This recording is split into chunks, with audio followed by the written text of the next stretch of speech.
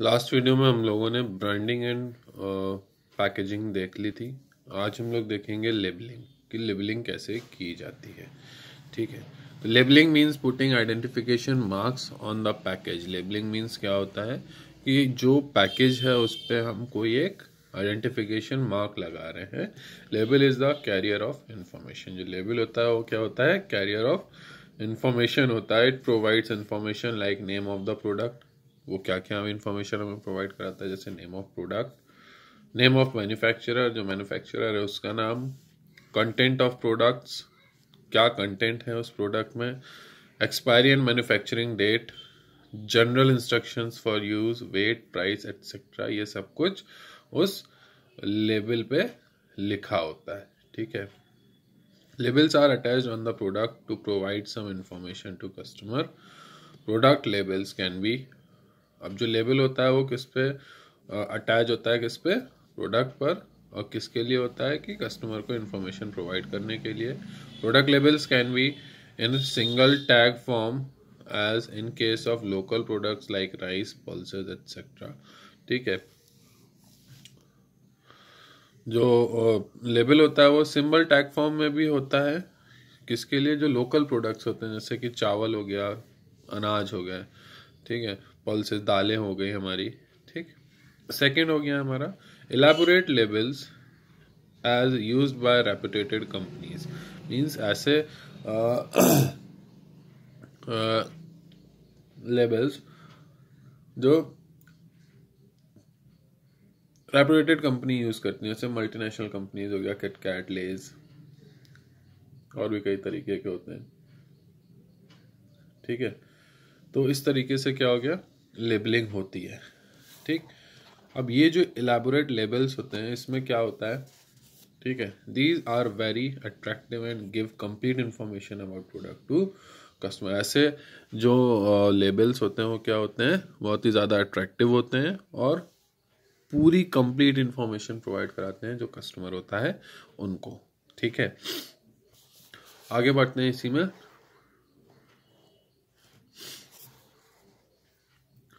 Apart firm detail of products, some statutory warnings which are essential for some products must be printed on label.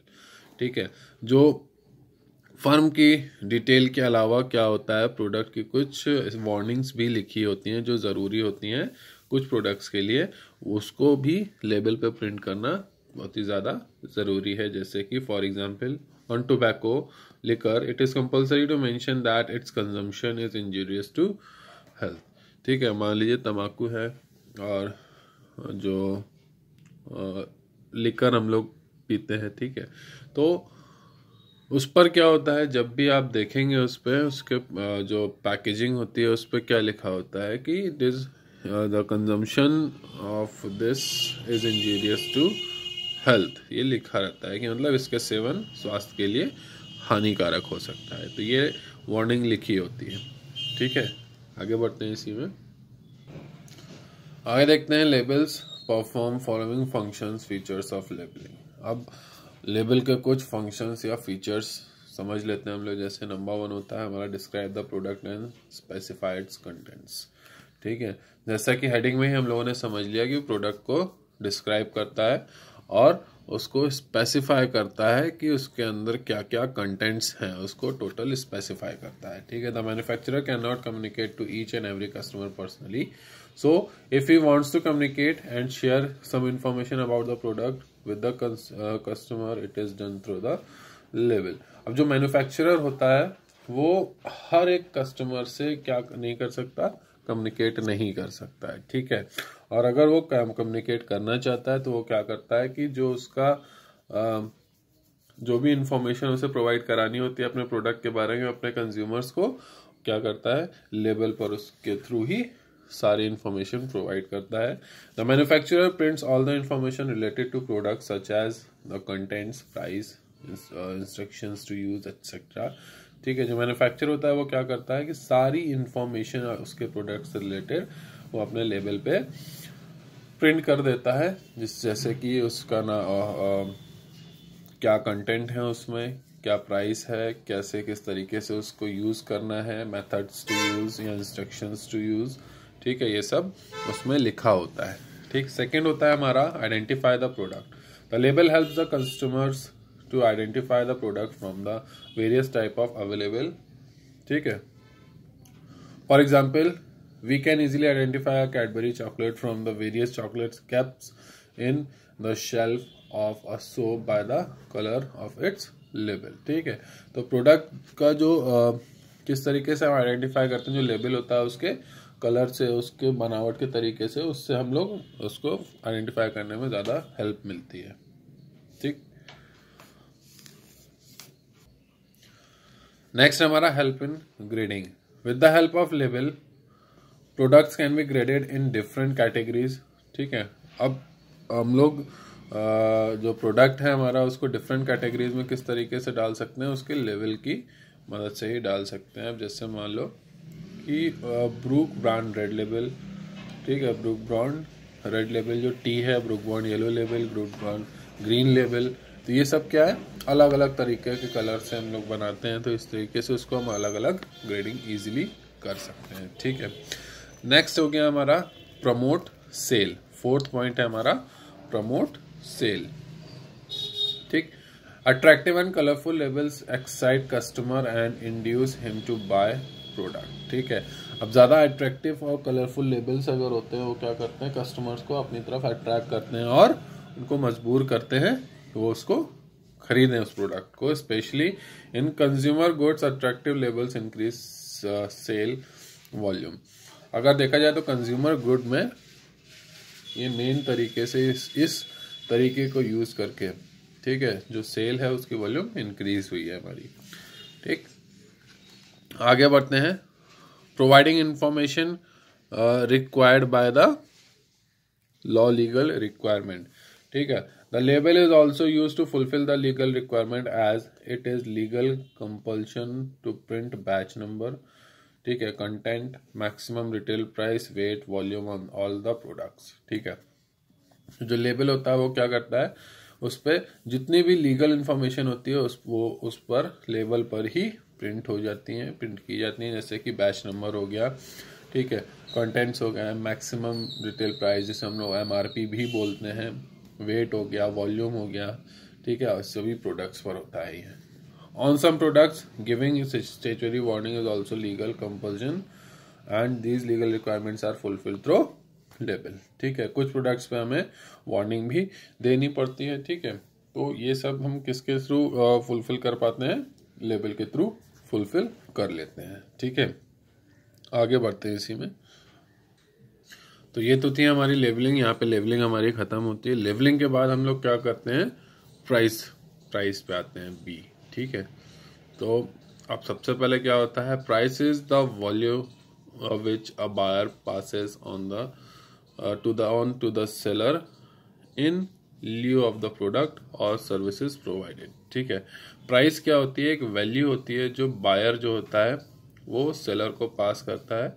ठीक है, किसके लिए, product या services को use करने के लिए। ठीक है, Price is the crucial element of marketing mix because customer is very sensitive to this element। जो प्राइस होता है बहुत ही क्रूशियल एलिमेंट होता है मार्केटिंग मिक्स का, क्योंकि जो कस्टमर होता है वो बहुत ही ज़्यादा सेंसिटिव होता है। ठीक है, क्यों, क्योंकि अगर प्राइस ज़्यादा हाई होगा तो वो परचेज नहीं करेगा, वो कम प्राइस पर ही प्रेफर करेगा परचेज करना। Little variation in the price में shift your customer to competitors product for example. अब जरा सा भी अगर वेरिएशन है, मान लीजिए ₹1-2 का भी फर्क आ रहा है, तो हो सकता है आपका कस्टमर आपके कॉम्पिटिटर के प्रोडक्ट पर चला जाए। ठीक है, for example if the price of Pepsi is change from 8 to 850 then the customer will start demanding Coke which is still available at ₹8। ठीक है, तो ये एक साइकोलॉजी होती है, साइकोलॉजिकली देखा जाता है इसको।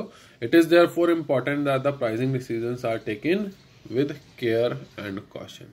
इसीलिए इम्पोर्टेंट होता है कि जो भी हम प्राइस डिसाइड कर रहे हैं उसको बहुत ही ज़्यादा फोकस के साथ हमें करना चाहिए, जिससे कि आगे चल के हमारे प्रोडक्ट को कोई नुकसान ना हो। ठीक है, price must match the utility offered by the product और सर्विस। जो प्राइस हम लोग डिसाइड करते हैं वो जो उसकी प्रोडक्ट की यूटिलिटी है या जो सर्विसेज प्रोवाइड कर रहा है वो प्रोडक्ट उससे मैच करना चाहिए। The customer is always ready to pay a price equal to utilities he gets from the product. जो कस्टमर होता है वो हमेशा तैयार रहता है किस प्राइस को पे करने के लिए, जो कि प्रोडक्ट की यूटिलिटी के बराबर हो। ठीक है। Price is normally expressed in monetary terms. It is the worth of product और सर्विस इन मॉनेटरी टर्म। जो प्राइस होता है उसको हमेशा मॉनेटरी टर्म में ही एक्सप्रेस किया जाता है। ठीक है। और जो वर्थ होती है प्रोडक्ट की उसको मॉनेटरी टर्म में बताता है वो। It is the monetary sacrifice which a buyer makes when he buys something. जब कोई बायर कोई चीज़ खरीदता है तो क्या करता है, वो कुछ रुपए पे करता है। ठीक है। ठीक, तो ये क्या होता है, एक तरीके से वो सेक्रीफाइस कर रहा है अपने मनी का, किसके लिए, किसी एक प्रोडक्ट को बाय करने के लिए। ठीक है। प्राइस में भी called by different names. For example, price for education is tuition fee, price for using road etcetera is toll, price for job is salary, price for apartment is rent. तो जो price होता है उसको हम अलग अलग नाम से जानते हैं। जैसे कि अगर हम पढ़ाई के लिए पैसा दे रहे हैं तो वो ट्यूशन फी हो गया। ठीक है। किसी मकान में रहने के लिए पैसा दे रहे हैं तो वो गया हमारा रेंट। ठीक है। रोड को यूज़ करने के लिए पैसा दे रहे हैं तो वो टोल हो गया। जॉब के लिए अगर हम पैसा मिल रहा है या दे रहे हैं तो वो क्या हो गया, हमारे लिए सैलरी हो गई। इस तरीके से अलग अलग तरीके से प्राइसिंग होती है। ठीक है। अब आगे बढ़ते हैं। Price mix refers to important decisions related to fixing of price of a commodity. Price mix क्या होता है, एक ऐसा इंपॉर्टेंट डिसीजन होता है जो कि किसी भी एक प्रोडक्ट के बारे में उसकी प्राइसिंग करने में से रिलेटेड होता है।